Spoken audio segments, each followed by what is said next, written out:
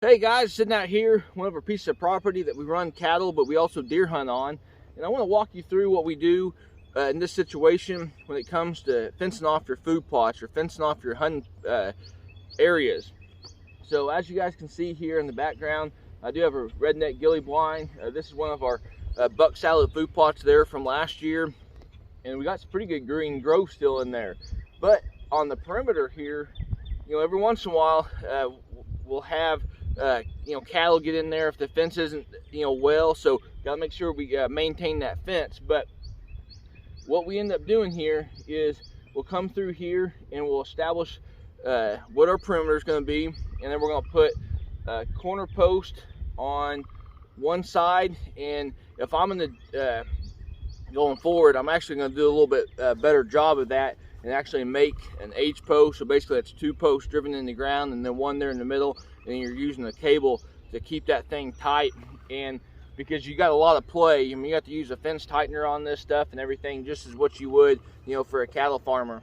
But on that is I've got T-posts besides, and any of my corners there, so that thing's probably say like that, these four posts right here.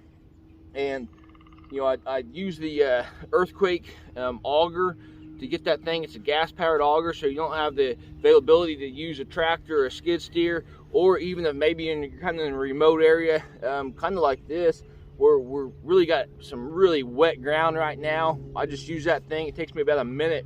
This river bottom ground, to dig that 3-foot hole 10 inches wide and set those posts. I do not use concrete, or I didn't use concrete on this particular one, and this seems to be working pretty good.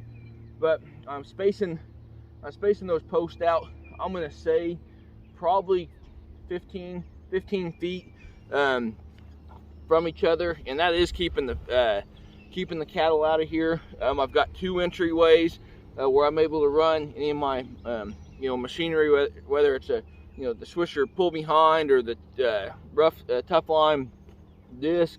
I'm able to get the UTV and ATV. I use a cattle panel as a gate. Works out very well. And then I've got a small little cattle panel there, probably about 3 or 4, where I use as an entrance where I'm going in and out during the hunting season. But overall, it works very well. I've got 4 strands of barbed wire. You can run 5 if you want. You can even, if you get your line tight enough, you can also run a hot wire there, maybe do 4 strands and then a hot wire, and 2 strands and then a hot wire and then 2 more strands. But you can kind of get creative. Just make sure you're good with it. Whoever's running the cattle is good with it, and you guys should be good to go. So I did want to touch a little bit on that. Hopefully this helps you guys out in regards to establishing a fence parameter for your food plots there. And like always, hopefully you guys are getting out there in nature, and best luck on your upcoming hunt.